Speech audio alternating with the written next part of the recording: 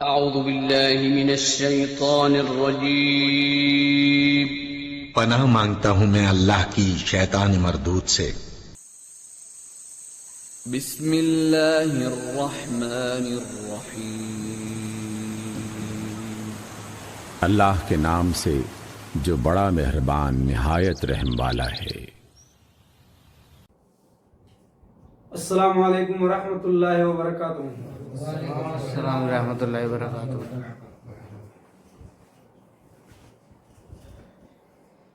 ان الحمد للہ نحمده ونستعینه ونستغفره ونعوذ باللہ من شرور انفسنا ومن سیئات اعمالنا من يهده الله فلا مضل له ومن يضلل فلا هادي له واشهد ان لا اله الا الله وحده لا شريك له واشهد ان محمدا عبده ورسوله اما بعد فإن خير الحديث كتاب الله وخير الهدي هدي محمد صلى الله عليه وسلم وشر الأمور محدثاتها وكل بدعة ضلالة۔ محترم سامعین اکرام، حاضرین مجلس، اللہ تعالی ہم سب کو یہاں جمع ہونے کو قبول فرمائے اور ہمارے گناہوں کو معاف کر کے جنت الفردوس میں اعلیٰ مقام دے۔ تو بھائیو، والدین کا جو ہمارا درس چل رہا ہے، ان کی ساتھ حسن سلوک کرنے کا، ان کی نافرمانی سے بچنے کا، تو آج کا تیسرا ہے، ٹھیک ہے، آج کا تیسرا ہے۔ اور عنوان سے پہلے ایک چیز بتانا چاہتا ہوں کہ بھئی رمضان کا آخری عشرہ جو چل رہا ہے تو اس کا اہتمام کریں، اور یہ جو 10 دنوں میں اللہ کے رسول صلی اللہ علیہ وسلم کمر کس لیا کرتے تھے، اپنے فیملی کو الرٹ کر دیا کرتے تھے، اور 10 دن پورا یعنی اور راتوں سے بھی زیادہ اس رات میں اہتمام کیا کرتے تھے۔ اور جو لیلۃ القدر ڈھونڈنے کا سسٹم ہے حدیث سے، وہ طاق راتوں میں ہیں، 21، 23، 25، 27، 29، تو طاق راتوں میں ہیں۔ لیکن 10 رات جو پورا کمپلیٹ، جیسا عرب کا سسٹم ہے، یا اللہ کے رسول صلی اللہ علیہ وسلم پورا 10 کے 10 دن لگاتار کرتے تھے، طاق راتوں میں تو ڈھونڈنے ایک سسٹم ہے۔ اس میں ایک حکمت جو مجھے سمجھ میں آ رہی ہے کہ چاند اگر آگے پیچھے ہو جائے تو لیلۃ القدر مس نہیں ہوتا ہے، یعنی مل جاتی ہے اس میں۔ یعنی جس کو ہم 21 سمجھ رہے ہیں وہ 20 بھی ہو سکتی ہے، وہ 22 بھی ہو سکتی ہے۔ جس کو ہم 23 سمجھ رہے ہیں وہ 24 ہو سکتی ہے، 22 بھی ہو سکتی ہے۔ جس کو ہم یعنی 25 سمجھ رہے ہیں، اس طرح وہ آگے پیچھے، یعنی اگر چاند کوئی سال چھوٹ جاتا ہے نا، کبھی پہلے ہو جاتا، کبھی بعد میں، معلوم پڑا پہلے رکھ لیے وہ لوگ، وہ دیش والے پہلے رکھ لیے اور یہ بعد میں رکھے۔ تو اس میں اگر ہم 10 رات پورا اہتمام کریں گے تو لیلۃ القدر کا فائدہ ہمیں زیادہ سے زیادہ مل سکتا ہے۔ اور لیلۃ القدر ایک رات ہوتی ہے جو کہ خیر من الف شہر، یعنی 1000 مہینوں سے بھی بہتر ہے، تو ہمیں اس کا اہتمام کرنا چاہیے۔ اور قریب 84 سال کی مقبول عبادت کی ثواب مل جاتی ہے ہمیں، اور ہماری تو 60 سالہ زندگی ہے۔ جس کو یہ رات مل جائے تو اس کے نام اعمال میں یعنی 83-84 سال مقبول عبادت لکھ گئی، اور اللہ تعالیٰ قرآن میں کیا کہا ہے، اس سے بہتر، خیر من الف شہر، یعنی 1000 مہینوں سے بہتر۔ تو 1000 مہینے کا اگر آپ کیلکولیٹر کریں گے، حساب لگائیں گے، تو تقریباً 84 سال آتا ہے، اور اس سے بہتر اللہ نے بتایا ہے۔ تو 10 دن کا تو فائدہ الگ ہے، لیکن جو ایک رات کا یہ جو پورے فائدے ہیں۔ تو آئیے انشاءاللہ عنوان کی طرف بڑھتے ہیں۔ والدین کا جو ہمارا جو چل رہا ہے، اور اللہ تعالیٰ جزائے خیر دے ہمیں، جس نے پڑھایا ہے شیخ محمد ہارون صاحب کو، دنیا آخرت کی بھلائی دے، بہت میرے پیچھے بہت محنت کی ہیں۔ تو آئیے ہم لوگ جو والدین کے متعلق پہلے سن چکے ہیں، ان کے ساتھ حسن سلوک سے پیش آنا، صلہ رحمی کرنا، ان کے ساتھ اچھا برتاؤ کرنا۔ آئیے آج کا جو والدین کے متعلق درس ہے، والدین کی نافرمانی کرنا اور انہیں اذیت پہنچانا ایک بھیانک جرم ہے۔ اب ہمارا اسٹیپ یہاں سے چینج ہو گیا ہے آج سے۔ پہلے تو حسن سلوک کا تھا، صلہ رحمی کا تھا، اب یہاں آگے دیکھیں گے کہ ان سے مطلب انہیں برا بھلا نہیں کہنا، ان کو گالی گلوچ نہیں دینا، ان کا بد دعا نہیں لینا۔ آگے جو اب آئے گا تو وہ سب ہم دیکھیں گے انشاءاللہ حدیث سے۔ تو آئیے پہلا واقعہ جو ہے، والدین کی نافرمانی کرنا اور انہیں اذیت پہنچانا ایک بھیانک جرم ہے۔ والدین کی نافرمانی کرنا کبیرہ گناہ ہے. یہ حدیث شروع ہو گئی. ٹھیک ہے. ابو بکر رضی اللہ عنہ سے روایت ہے کہ رسول صلی اللہ علیہ وسلم نے فرمایا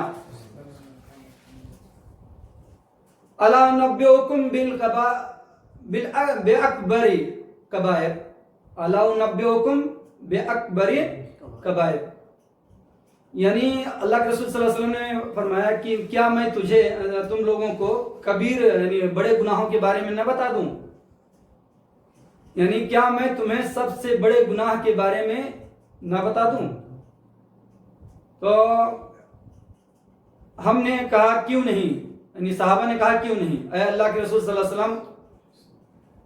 تو آپ صلی اللہ علیہ وسلم نے یہی سوال 3 بار کیا اور اس کے بعد فرمایا الاشراک باللہ و عقوق الوالدین، یعنی جو کبیرہ گناہ کے بارے میں الا انبئکم باکبر الکبائر، یعنی جو عربی کے حدیث کے الفاظ ہیں، کیا تمہیں نبئکم یعنی تمہیں الرٹ نہ کر دوں، تمہیں بتا نہ دوں جو بڑے گناہ ہیں. تو صحابہ نے کہا بتائیے. تو آپ صلی اللہ علیہ وسلم نے کہا کہ اللہ کے ساتھ شرک کرنا پہلے، یعنی کسی کو شریک نہیں کرنا. جو بھی مانگنا ہے اللہ سے مانگو، جو بھی مانگنا ہے اللہ سے مانگو. یعنی اس کے ساتھ شرک میں بہت ساری کوالٹیز ہیں، شرک اصغر اکبر. تو اللہ کے ساتھ کسی کو شریک نہیں کرنا. وہ بہت سارے گناہ معاف کر سکتا ہے لیکن شرک کو نہیں معاف کرتا ہے. اس کے متعلق میں ایک حوالہ دے دیتا ہوں تاکہ آپ کو سمجھ میں آئے. ایک شوہر ہے، اس کے بیوی کے ساتھ کوئی دوسرا شوہر رات گزارے تو کوئی برداشت کرے گا؟ یعنی ہم اتنی ویسی مخلوق ہیں کہ جو یعنی جو نکاح ہوتی ہے ہمارا جوڑا بنا ہے اور ہم برداشت نہیں کر سکتے. یہاں تک کہ یہ ہوتا ہے کہ اس کو مار دیتے ہیں، خود مر جاتے ہیں یعنی اس کے صدمے میں. ٹھیک ہے. تو ہم نہیں برداشت کرتے. تو اللہ تعالیٰ اپنے عبادت میں ہم کسی کو اور شریک کریں، ہم اور کسی کو شریک کریں تو برداشت کرے گا اللہ تعالیٰ؟ یعنی اللہ کے ساتھ ساتھ ہم اولیاء سے مانگیں، غوث پاک سے مانگیں، قبر والے سے مانگیں. بھائی جو اللہ کا سے مانگنا ہے وہی ہم اگر دوسرے سے مانگیں گے تو اللہ ناراض ہوگا کہ نہیں ہوگا؟ وہی ایک اکیلا ایک ذات ہے کہ جو بھی مانگنا ہے اسی کی عبادت ہے. ہاں. تو یہ مثال کے طور پہ جو میں سمجھایا ہوں اس سے آپ سمجھ جائیں. ہاں کہ ہم برداشت نہیں کر سکتے تو اللہ تعالیٰ کیسے؟ یعنی اس کے ساتھ کسی کو شریک نہیں کرنا. وہ اکیلا ہے، وہ ہمیشہ سے ہمیشہ رہنے والا ہے، اس کا علم مکمل ہے، نہ کم ہوگا نہ زیادہ ہوگا. تو آپ صلی اللہ علیہ وسلم نے کیا کہا کہ تمہیں بڑے گناہوں کے بارے میں نہ بتا دوں؟ تو صحابہ نے کہا ضرور بتائیے اے اللہ کے رسول صلی اللہ علیہ وسلم. تو اللہ کے رسول صلی اللہ علیہ وسلم نے کہا کہ اللہ کے ساتھ کسی کو شرک نہیں کرنا، کسی کو ساتھ شریک نہیں کرنا. ٹھیک ہے، جو سب سے بڑا گناہ ہے. اس کے بعد میں آپ صلی اللہ علیہ وسلم نے کہا کہ والدین، حقوق الوالدین کے ساتھ نافرمانی یا بد کلامی یا ان کے ساتھ یعنی خراب ویوہار نہیں کرنا، یعنی ان سے اچھے سے پیش آؤ. یعنی حقوق الوالدین جو ہے یعنی ان کے ساتھ یعنی کوئی برا بھلا کوئی بات بدتمیزی والا بات اف تک نہیں کہو، یعنی یہ بھی کبیرہ گناہ میں ہے. پھر آپ صلی اللہ علیہ وسلم لیٹے ہوئے تھے،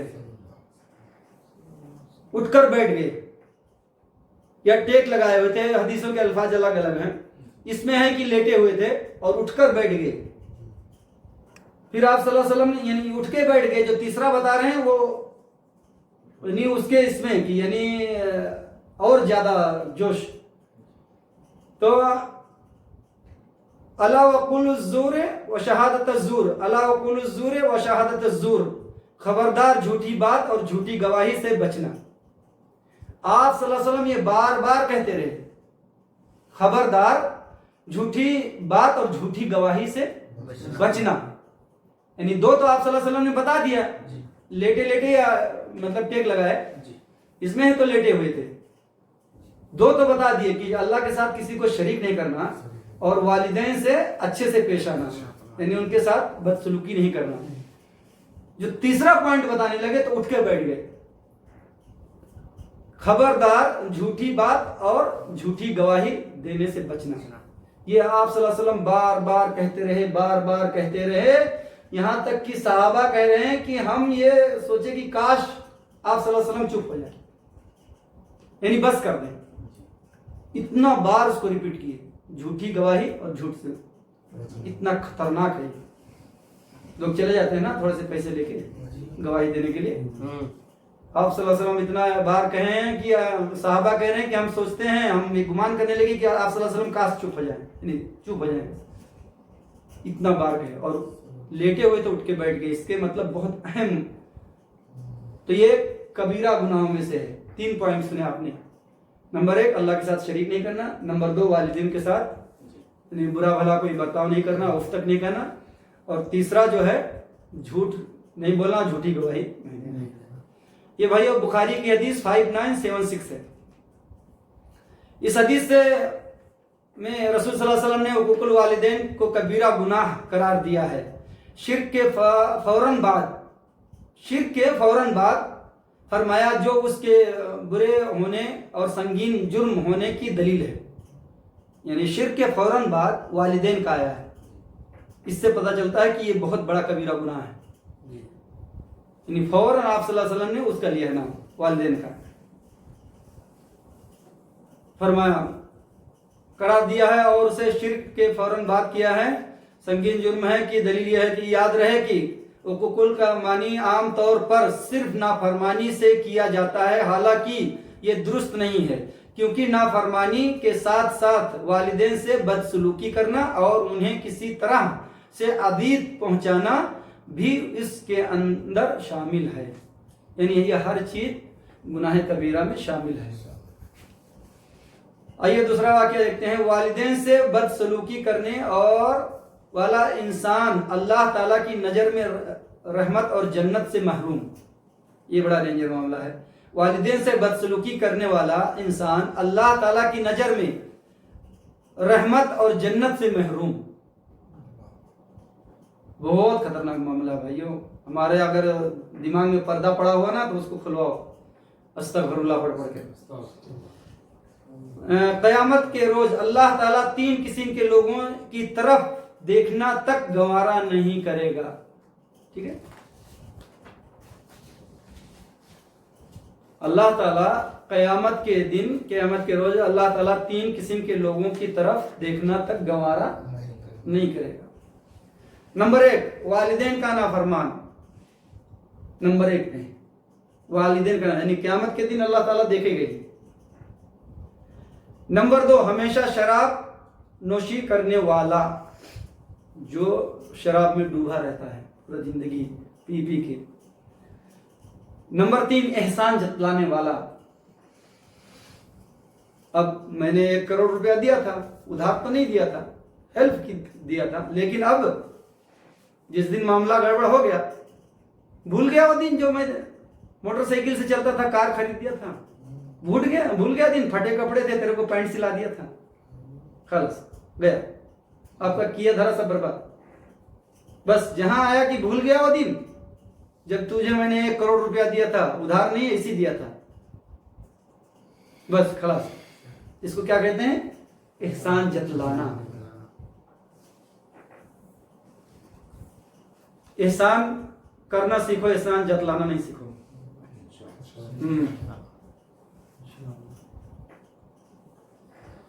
احسان کرتے ہیں 1 بار، جتلاتے ہیں 100 بار۔ ماشاءاللہ آپ کا ٹیوب لائن اللہ سے کر دے۔ تو یہ 3 چیز سن لیے۔ نمبر 1 والدین کا نافرمان کہ اللہ تعالیٰ اس کے طرف نہیں دیکھے گا قیامت کے دن، اور نمبر 2 شراب نوش، اور نمبر 3 احسان جتلانے والا۔ اور اسی حدیث میں 3 اور ہے، ٹھیک ہے؟ نمبر 1 والدین کا نافرمان، پھر آ گیا والدین کا نافرمان اور انہیں اذیت پہنچانے والا۔ نمبر 2 دیوس، دیوس یہ جو جس کے گھر میں برا کام ہوتا ہو اور گناہ کا کام ہوتا ہو، وہ خود پرہیزگار ہو اور بچے اور یہ سب فلم دیکھ رہے ہوں، اور کوئی فواہش یعنی کچھ برے کام کر رہے ہوں اور یہ چپ رہے، اس کو کہتے ہیں دیوس۔ ہمارا بیٹی ہمارا بیٹا کوئی گناہ کا کام کر رہے ہیں اور ہم خاموش رہیں۔ ویسے تو عام ہے یہ، مطلب کہ کوئی بھی کرے تو آپ کا قرآن کا سسٹم کیا ہے کہ امر بالمعروف و نہی عن المنکر، ان کو اچھے کا حکم دو اور برے سے روکو۔ لیکن یہ دیکھیے خاص کر کے گھر کے لیے ہے دیوس، یعنی جس کے گھر میں برائی ہو اور وہ نہ منع کرے۔ اور نمبر 3 پہ جو ہے، نمبر 2 پہ دیوس ہے، اور نمبر 3 پہ وہ عورت جو مرد کے مشابہت کرتی ہو، اس جیسے کپڑے پہنتی ہو، اس جیسے ایکٹنگ کرتی ہو، تو اس کے لیے بھی ہے بنانا اور مشابہت اختیار کرنا۔ اس عورت کا بھی وہی حال ہے۔ تو پہلے میں 3 ہے اور اس میں بھی 3 ہے۔ پہلے والے میں والدین کا نافرمان اور شراب نوش اور کیا نام ہے احسان جتلانے والا۔ پھر جو حدیث میں 3 لوگوں کے لیے اور ہے، اس میں بھی سب سے پہلے والدین، اس کے بعد میں دیوس جو برا کام دیکھ کے روکے نا، اور اس کے بعد میں وہ عورت جو مرد کی مشابہت کرتی ہو، کپڑا وغیرہ اور بہت ساری چیزیں، بال وغیرہ، تو وہ بھی اس میں شامل ہیں۔ آئیے اور آپ کیا دیکھتے ہیں آگے۔ والدین کے نافرمان کا کوئی نیک عمل اس کے لیے فائدہ مند نہیں۔ والدین کے نافرمانی کا کوئی نیک عمل اس کے فائدہ مند نہیں۔ اگر والدین کا نافرمان ہے اس کا کوئی چیز قابل قبول نہیں ہوگا۔ آگے ہم دیکھیں گے انشاءاللہ۔ حدیث یہ ہے کہ عمرو بن مرہ الجہنی رضی اللہ عنہ سے روایت ہے کہ ایک شخص رسول صلی اللہ علیہ وسلم کے پاس آیا، رسول صلی اللہ علیہ وسلم کے پاس آیا، حاضر ہوا اور کہنے لگا، اے اللہ کے رسول، میں گواہی دیتا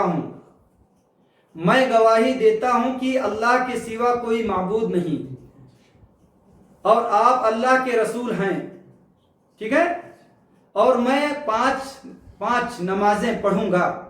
یعنی یہ آپ صلی اللہ علیہ وسلم سے آ کے کہہ رہا ہے ایک شخص، نمازیں پڑھوں گا، اپنے مال کی زکوٰۃ ادا کروں گا اور رمضان کے روزے رکھوں گا۔ تو آپ صلی اللہ علیہ وسلم نے اپنی 2 انگلیوں اٹھا کر فرمایا، جس شخص کی موت اس پر آئے گی وہ قیامت کے روز نبیوں، صدیقوں اور شہداؤں کے ساتھ ہوگا، بشرطے اس نے والدین کی نافرمانی اور ان سے بدسلوکی نہ کی۔ یہاں بہت اہم مسئلہ بھائی۔ اس حدیث میں یہ بتایا گیا کہ اللہ کے رسول صلی اللہ علیہ وسلم کے پاس ایک شخص آیا اور کہنے لگا کہ میں گواہی دیتا ہوں کہ اللہ کے علاوہ کوئی حقیقی معبود نہیں ہے، میں گواہی دیتا ہوں کہ اللہ کے رسول صلی اللہ علیہ وسلم آپ سچے نبی اور آخری رسول ہیں، میں گواہی دیتا ہوں کہ میں 5 وقت نماز پڑھوں گا، میں اور رمضان کے روزے رکھوں گا، میں زکوٰۃ دوں گا۔ پھر یہ شخص چلا گیا تو آپ صلی اللہ علیہ وسلم نے کیا کہا کہ جس کا شخص کی موت اسی پر آ گئی، یعنی یہ جو بتایا ہے اس عمل پہ آ گئی، وہ شہیدوں اور شہداء کے ساتھ ہوگا، بشرطے کہ والدین کی نافرمانی نہ کی ہوگی۔ اگر نافرمانی کی ہوگی تو بیکار ہو جائے گا، اور اگر والدین کی نافرمانی فرما برداری کر کے موت آئی ہوگی تو صدیقین و شہداء، یہ دیکھیے کیا لکھا ہے، صدیقین اور شہداء کے ساتھ ہوگا، بشرطے اس نے، یعنی آگے وہی ہے کہ والدین کی نافرمانی نہ ہو۔ والدین اگر راضی ہوں اور اسی پہ موت آئی تو صدیقین اور شہداء کے ساتھ اس کا معاملہ ہوگا۔ بہت اونچی کوالٹی کی ہے بھائی، یعنی جنت جو ملے گی نا نبی اور رسول کو صلی اللہ علیہ وسلم کو، یہ سب بہت اونچے درجے کی رہے گی بھائی۔ تو وہ اتنا کہنے کے بعد بھی آپ صلی اللہ علیہ وسلم لاسٹ میں یعنی والدین کو لے آیا کہ بشرطے یہ پورا کام کیا ہو لیکن والدین اس کے راضی ہوں۔ اس حدیث میں رسول صلی اللہ علیہ وسلم نے بشارت سنائی کہ جو شخص ان اعمال پر مرے گا اسے انبیاء، صدیقین اور شہداء کا ساتھ نصیب ہوگا اسے آپ صلی اللہ علیہ وسلم نے اس بات کے ساتھ مشروط کر دیا کہ وہ والدین کی نافرمانی نہ کرے، یعنی اگر وہ ان کی نافرمانی اور ان سے بدسلوکی کا ارتکاب کرے گا تو اس کا کوئی نیک عمل اس کے لیے فائدہ مند نہیں ہوگا۔ اس سے آپ اندازہ کر سکتے ہیں کہ والدین سے بدسلوکی کرنا کتنا برا عمل ہے کہ اس کی وجہ سے نیک اعمال برباد ہو جاتے ہیں، والعیاذ باللہ۔ آگے ایک اور حدیث دیکھتے ہیں، والدین کا نافرمان ملعون ہے۔ کون ہے؟ ملعون ہے۔ ابو ہریرہ رضی اللہ عنہ سے روایت ہے کہ رسول صلی اللہ علیہ وسلم نے فرمایا، وہ شخص ملعون ہے جس نے قوم لوط والا عمل کیا۔ وہ شخص ملعون ہے جس نے قوم لوط والا عمل کیا۔ وہ شخص ملعون ہے جس نے قوم لوط والا عمل کیا۔ قوم لوط والا عمل کیا ہے؟ لواطف، ایک مرد دوسرے مرد سے یعنی نفسانی خواہشات مٹانا، ٹھیک ہے؟ تو قوم لوط والا عمل کیا، تو 3 بار آپ صلی اللہ علیہ وسلم نے کہا ملعون ہے۔ اور وہ شخص بھی ملعون ہے جس نے غیر اللہ کے لیے جانور ذبح کیا۔ وہ شخص بھی ملعون ہے جس نے غیر اللہ کے لیے، جیسا درگاہ پہ یا اس کے یا بابا کے نام پہ اس کے نام پہ، تو وہ بھی ملعون ہے، ٹھیک ہے؟ ملعون ہے۔ اور وہ شخص بھی ملعون ہے جس نے والدین کی نافرمانی کی یا ان سے بدسلوکی کی۔ لاسٹ میں والدین پھر آگے الحمدللہ، یعنی ملعون کا مطلب ایک دم بہت تو ہمیں اس سے احتیاط برتنا چاہیے بھائیوں۔ آئیے اور ایک حدیث دیکھتے ہیں، والدین کے ایک نافرمان کا عبرت ناک انجام۔ آئیے ہم سنتے ہیں، بہت خطرناک معاملہ ہے۔ تو نافرمان تھا، وہ مر گیا، اس کا کیا حشر ہوا؟ اللہ جزائے خیر دے، سونے کے لیے پوری رات پڑی ہے۔ تو اس میں ہم دیکھیں گے انشاءاللہ، اور اس کو دھیان سے سنیں گے یہ واقعہ کو۔ جی انشاءاللہ۔ یعنی یہ اس کا ہیڈ لائن کیا ہے؟ والدین کے ایک نافرمان کا عبرت ناک انجام۔ عوام بن حوشب ایک راوی حدیث کہتے ہیں کہ ایک مرتبہ میں ایک محلے میں گیا، وہاں ایک قبرستان بھی تھا، اور جب عصر کے بعد کا وقت آیا تو اس میں سے ایک آدمی نکلتا اور اس کا سر گدھے کا ہوتا، سر جو ہے گدھے کا ہوتا، پھر یعنی گدھوں کے ایسا آواز نکال کے قبر میں چلا جاتا اور پھر قبر بند ہو جاتی۔ اس طرح وہ کرتا۔ تو یہ دیکھنے والا شخص کہہ رہا ہے، دیکھا کہ ایک عورت یعنی کچھ اون بوند رہی تھی، کپڑے کی کوئی کڑھائی کر رہی تھی، یا کوئی کپڑے وپڑے کی سسٹم کوئی بنا رہی تھی۔ تو انہوں نے پوچھا کہ کیا ماجرا ہے؟ تو دوسری عورت کہنے لگی کہ یہ جو اون بوند رہی ہے یہ اس کی ماں ہے، اس قبر والے کی ماں ہے، اور وہ جو قبر میں مرا جو نکلتا ہے ڈیلی عصر کے بعد اور گدھوں کے جیسے آواز نکالتا ہے اور پھر قبر میں گھس جاتا ہے اور قبر پھر بند ہو جاتی ہے اور پورا جسم اس کا بدن یعنی انسان کا ہے۔ تو دوسری عورت نے بتایا کہ جو یہ اون گوند رہی ہے عورت بڑھیا، اس کا وہ بیٹا تھا اور وہ شراب کا عادی تھا، اور اس کی ماں کہتی تھی کہ بیٹا شراب سے باز آ جا، شراب سے باز آ جا، نہ پی۔ تو بیٹا کیا کہتا تھا؟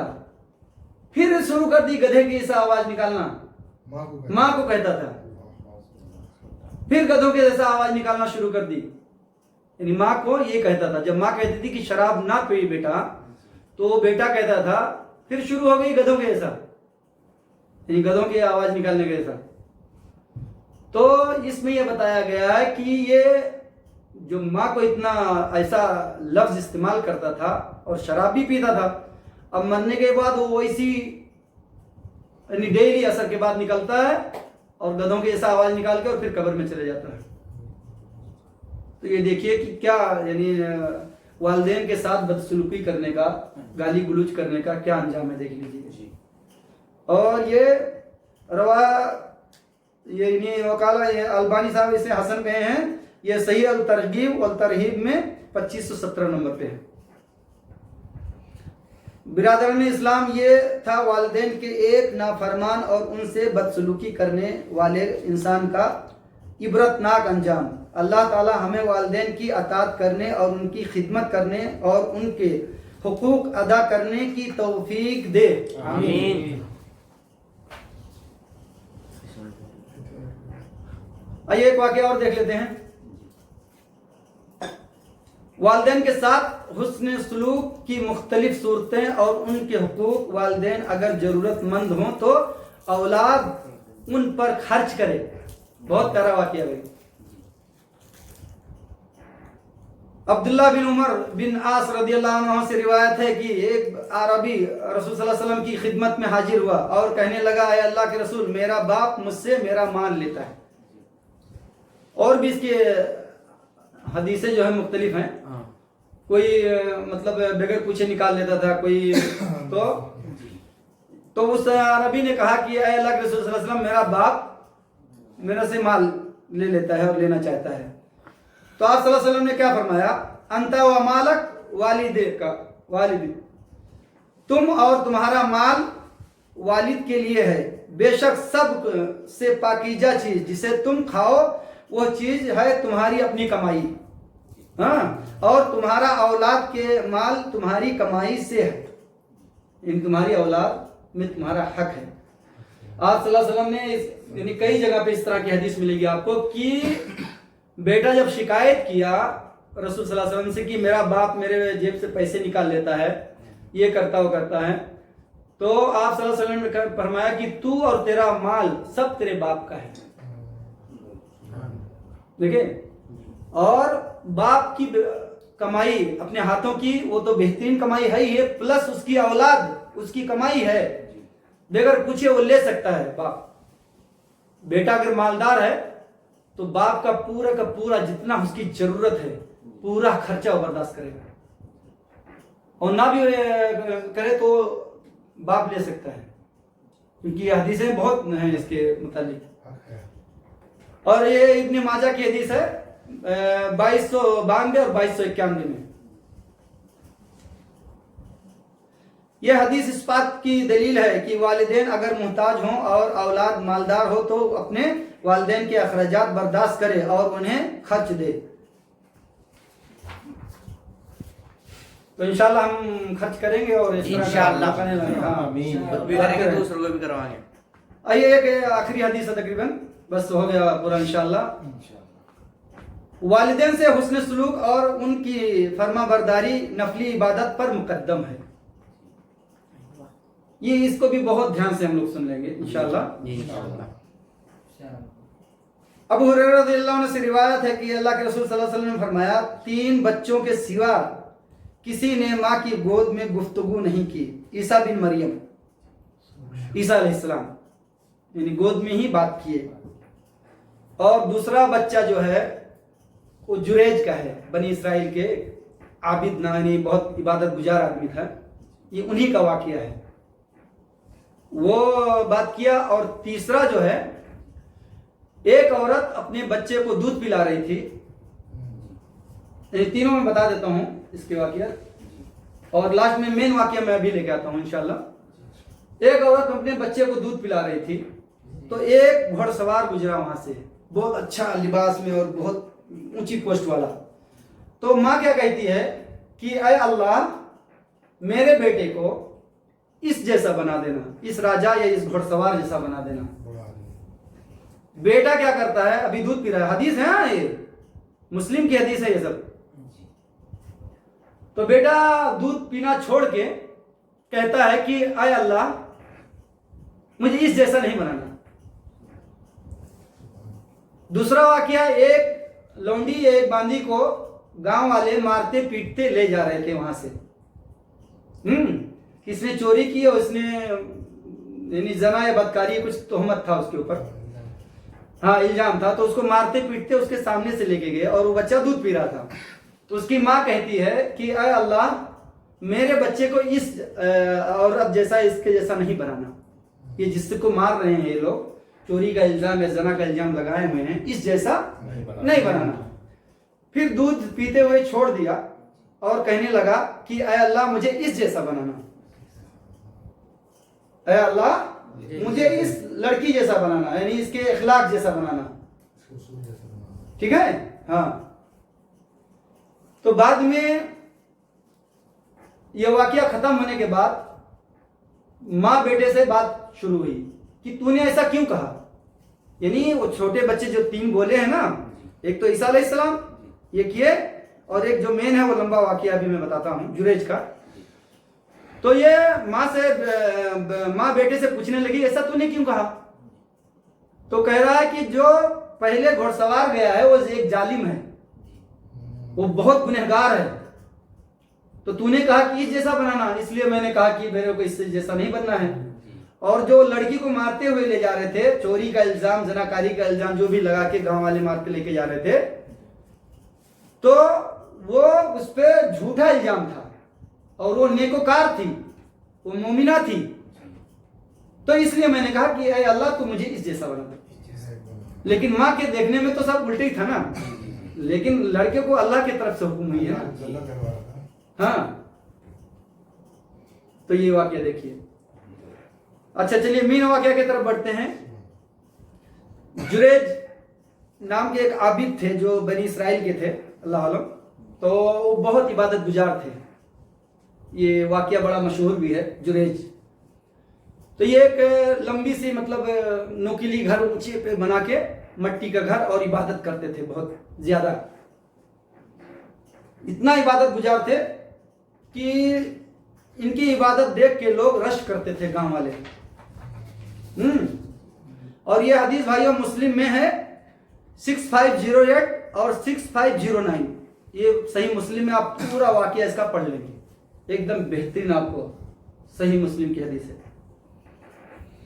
تو بہت یعنی عبادت گزار تھے وہ، اور گاؤں میں پورا مطلب لوگوں میں چرچا رشک تھا کہ یہ بڑا عابد، بڑا پرہیزگار ہے. تو ان کی ماں ایک بار گئی، آواز دی، ان کی ماں گئی آواز دی کہ اے جریج میں آئی ہوں تمہاری ماں، مجھ سے بات کرو. اور جریج کیا ہے، نماز پڑھ رہے ہیں. تو اب ان کو تو آواز آ رہی ہے، پرہیزگار آدمی ہے جریج، اللہ والے ہیں. اب کہہ رہے ہیں کہ ایک طرف ماں کا حکم اور ایک طرف اللہ کا حکم، کیا کروں. تو جریج نے کیا کیا، اللہ کو مقدم کیا، یعنی نماز کو مقدم کیا، ماں کی بات کو ایوائڈ کیا. تو ماں آواز دیتے دیتے واپس چلی گئی.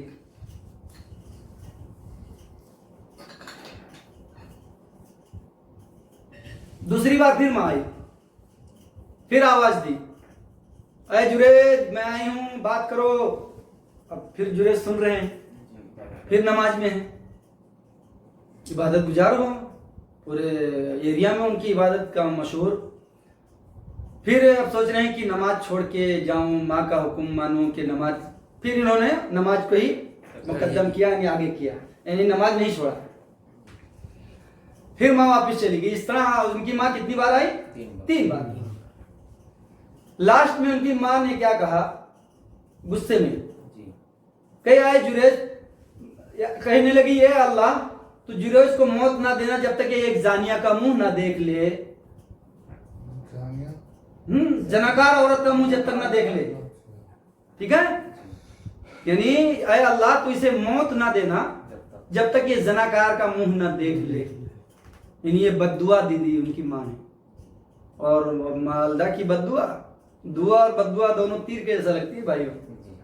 ہاں اس لیے بہت ہوشیار رہنا. اور یہ مسلم کی حدیث ہے. تو ایک چرواہا ان کے یہاں آ کے بیٹھتا تھا ان کے پاس ایسی. تو ایک عورت اس گاؤں میں رہتی تھی جس کے حسن کا، خوبصورتی کا بڑا چرچا، اور ادھر اس کی عبادت کا بھی چرچا. لوگ یہاں بیٹھے، جریج اتنا عبادت گزار ایسا ہے، بہت اللہ والا ہے. تو یہ جو خوبصورت عورت تھی، زانیہ تھی، مطلب اس کے مطلب کردار گڑبڑ تھے لیکن خوبصورتی بہت تھی اس کی. اس کے خوبصورتی کا اور اس کے حسن کا بہت زیادہ چرچا، وہ بھی گاؤں میں. تو یہ کہتی ہے کہ جو تم لوگ رشک کرتے ہو جریج کی عبادت پہ، میں ایسے ختم کر سکتی ہوں. یعنی میرے بائیں ہاتھ کا کھیل ہے سمجھ لو. یہ سب الفاظ نہیں ہے, یعنی میں اس کا عبادت بھشٹ کر سکتی ہوں. تو اس نے کیا کیا, یہ عورت نے جریج کے پاس گئی, زنا کے لیے دعوت دی. جریج انکار کر دیا. ایک بار یا دو بار, جتنی بار بھی کوشش کی کہ میرے ساتھ زنا کرے جریج, یعنی اپنی عبادت سے تھوڑا گڑبڑا جائیں تاکہ گاؤں میں بدنام ہو جائے. تو یہ کیا کہ جریج پہ قابو نہیں پائی, تو یہ گئی ایک چرواہے سے زنا کی اور حمل ٹھہرا, بچہ ہوا. پھر گاؤں والے جب پوچھے کہ اے لڑکی تو نے یہ کہاں سے بچہ لایا, کس کا ہے, تو اس نے کہہ دیا کہ جریج کا ہے. اس نے کیا کہہ دیا, جریج کا ہے. یعنی جو عبادت گزار ہو, ایک دم اونچی مطلب گھر اپنا بنا کے مٹی کا اور عبادت کرتے تھے, جو مشہور تھے پورے گاؤں میں. ٹھیک ہے, اب یہ گاؤں والے پہنچے, کتنا عبادت گزار, اور زنا کا لڑکی خود کہہ رہی ہے. بچہ پیدا ہوا اس جانیہ کو, تو گاؤں والے پوچھنے لگے کس کا بچہ ہے, تو کہنے لگے کہ یہ تو, وہ لڑکی نے کہا جریج کا ہے. گاؤں والے گئے اور پورا پھاوڑا اور مطلب یہ سب لے کے لاٹھی وٹھی اس کا گھر ور سب گرا دیے پورا, اور نیچے اتر آیا جریج, اوپر سے گھر سے نیچے اتر آیا. بولے کیا بات ہے, کیا ماجرا ہے؟ تو گاؤں والے کہہ رہے ہیں, پوچھ رہے ہو کیا ماجرا ہے, یہ دیکھیے لڑکی کہہ رہی ہے تو تمہارا بچہ ہے. ان کی ماں نے بددعا دیا تھا نا کہ زانیہ کو مجھے تک نہیں دیکھے گا اے اللہ, تب تک اس کی موت نہ ہے. تو ماں کا بددعا بہت خطرناک, بھائیو اس سے بچنا, دعا لینا اور بددعا نہ لینا. ہاں, تو جریج نیچے آئے اور اب تو گھر ور توڑ دیے اس کو, ان کو بھی مارنے کے لیے. تو انہوں نے کہا کہ بھائی مجھے صفائی کا موقع دو گے. ٹھیک ہے, انہوں نے کیا کیا, 2 رکعت نماز پڑھی. نماز پڑھنے کے بعد بچے کے بدن پہ ہاتھ رکھے اور مطلب اللہ سے دعا کیے ہوں گے. کہنے لگے اے بچے بول دے تو کس کا بیٹا ہے, ابھی چھوٹا ہے, تو بول کس کا بیٹا ہے. تو اس نے کہہ دیا کہ میں یہ وہ چرواہے کا لڑکا ہوں. زانیہ عورت نے جس سے زنا کیا تھا, اور الزام لگا دیا کس پہ, جریج پہ. تو بچہ بول اٹھا, جو بھی 2-4 دن کا 1 ہفتے کا رہا ہوگا, بھائی مہینے کا بچہ نہیں بولتا ہے نا. تو یہ یہاں پہ ہے کہ 3 بچے جو بچپن میں بولے ہیں, وہ ایک جریج کا ہے, ایک عیسیٰ علیہ السلام ہے, اور ایک دودھ پیتا ہے, اور چوتھا بھی کوئی لے کے آتے ہیں, لیکن وہ دلیل مجھے ملی نہیں ہے فی الحال, لیکن یہ 3 کے تو اس میں ہے. ٹھیک ہے, تو جب اس نے کہہ دیا, یعنی نماز پڑھے, وضو کیا, نماز پڑھے, اس کے بعد میں اس کے بدن پہ ہاتھ رکھ کے بولے بیٹا بول دے, مطلب لڑکے بول دے تو کس کا بیٹا ہے. تو اللہ کے حکم سے اس نے بول دیا. بھائی جریج کا جب بتانا تھا اللہ تعالیٰ کو. تو پھر گاؤں والے بہت معذرت مانگے اور کہنے لگے کہ تمہارا گھر ہم سونے چاندی کا بنا دیں گے جو توڑے ہیں. بولے نہیں, میرا گھر جیسا مٹی کا ہے ویسی رہے گا, میرا گھر مٹی کا ہے ویسی میرا بنا دو. مطلب گاؤں والے توڑنے کے بعد میں بہت پچھتائے, اور یہ پتا چلا کہ اتنا چھوٹا بچہ ہے, اس کے بارے میں گواہی دے دیا. بھائی ابھی اگر کوئی 1-2 دن کا بچہ بول دے, پورے دنیا میں وہ ہو جائے گا نا. تو گاؤں والے اب ان کے پاس کوئی نہیں, مطلب دلیل مل گئی نا, اور وہ ایسی دلیل ہے کہ نہیں ماننا ہے. تو اس کے بعد میں تو اس واقعے سے ہمیں اس کو ان کی ماں کی بددعا تھی. تو اس واقعے سے ہمیں یہ پتا چلا کہ ہم اگر نفل اور سنت پڑھ رہے ہیں اور والدین حکم دے دیں, ٹھیک, تو ہمیں نیت چھوڑ کے والدین کا حکم ماننا ہے, فرض نہیں.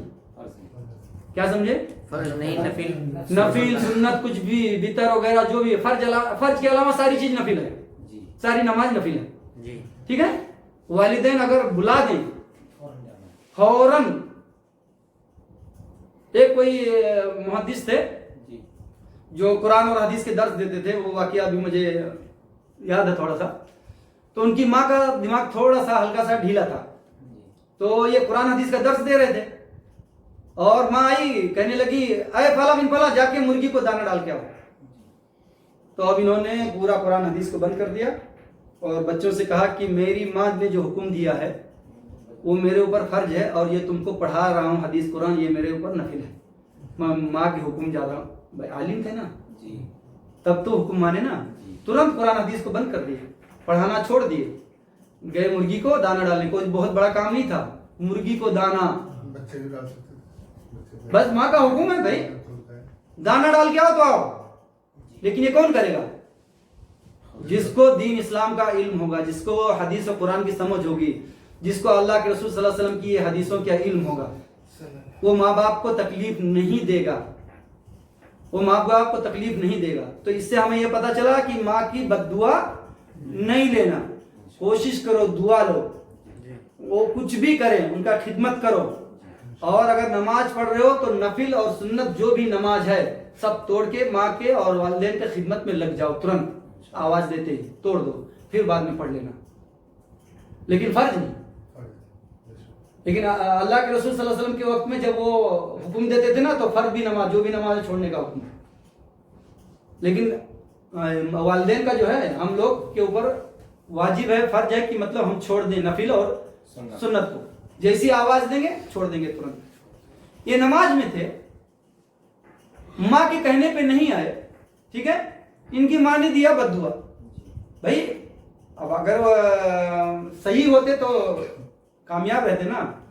अब ये हुक्म ये बता रहा है कि उनको नियत छोड़कर, नमाज छोड़ के आना चाहिए था, इस हदीस में ये, ठीक है।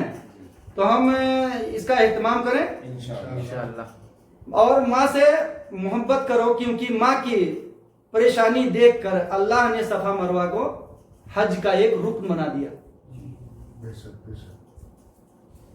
माँ की खिदमत करो भाइयों, माँ और वालिदैन की खिदमत करो। माँ की परेशानी देख के अल्लाह ताला ने सफा मरवा को हज का एक रुकन बना दिया। होगा ही नहीं हज जब तक सफा मरवा नहीं करोगे। तो ये है माँ की एक शान। हाँ, तो हमें, और लोग कहते हैं, दिलासा देते हैं ना, माँ मर गई, ठीक है, दिलासा देते हैं ना, सब्र करो, ठीक है, लेकिन अब सब्र तो करना ही करना है। कहते हैं ना कि एक के मर जाने से जिंदगी नहीं रुकती, लेकिन अगर लाख भी मिल जाए लेकिन माँ जैसी नहीं मिलती। एक अगर चला जाए तो जिंदगी नहीं रुकती है, सही है। माँ चली गई तो लाख माँ मिल जाए लेकिन मुझ जैसी नहीं मिलती। तो हम लोग इंशाअल्लाह वालिदैन का एहतमाम करेंगे इंशाअल्लाह। हाथ उठाएं सब, कौन कौन उठाता है, यानी जो भी बुरा भला कहें यानी उनको सुन लेना, शिरकिया काम नहीं करना, हिकमत से, ठीक है, करोगे नहीं? हाँ, तो ये जो मैंने सब लेके आया हदीस जो है आप लोगों के लिए, मतलब ताकि इससे कुछ फायदा हो पब्लिक को। और मेरे इस बयान में भाई जो भी यानी कम ज्यादा कोई हदीस ज़ईफ है, या अगर कोई यानी सही नहीं है, या कोई अगर इससे ऊंची हदीस पेश कर रहा है, तो उसके लिए मैं रुजू करता हूँ। और आप लोगों को अगर कोई भी बात की तकलीफ है या कोई समझ में नहीं आ रहा है, तो मैं सब हर एक हदीस का नंबर दूंगा और आपको दिखा दूंगा कि देखिए ये ऐसा ऐसा ऐसा है। हाँ, और मेरी गलतियां मुझसे कहिए, दूसरों से नहीं। इस्लाह मेरी होनी है, दूसरे की नहीं, ठीक है ना। मेरी गलतियां मुझसे कहिए, दूसरों से नहीं। इस्लाह किसकी होनी है? मेरी, दूसरों की नहीं। और आप अगर दूसरों से कहेंगे तो आपकी नेचुरल नेकी ट्रांसफर होगी किसके ऊपर? तुम्हारे, मेरे ऊपर होगी। जितने लोग मेरी बात करेंगे सबकी नेकियां मेरे ऊपर ट्रांसफर होंगी, यानी गीबत में शुमार होगा। तो अल्लाह से जज़ाए खैर दे आप लोगों को। बारकल्लाहु फीकुम, जज़ाकुमुल्लाह खैर, व सल्लल्लाहु अलैहि व सल्लम अला मोहम्मद। وقضى ربك ألا تعبدوا إلا إياه وبالوالدين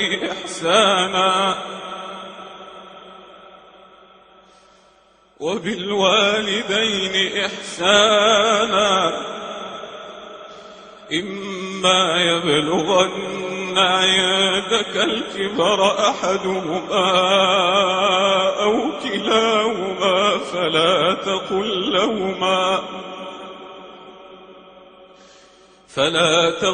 لهما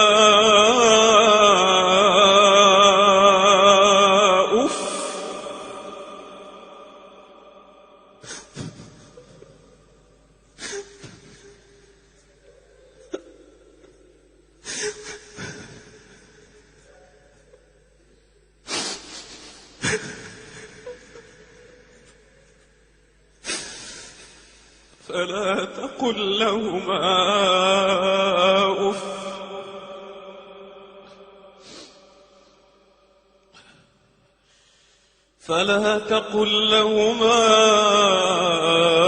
أف ولا تنهرهما وقل لهما قولا كريما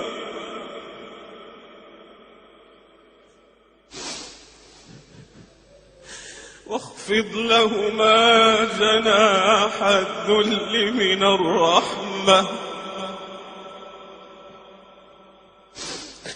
وقل رب ارحمهما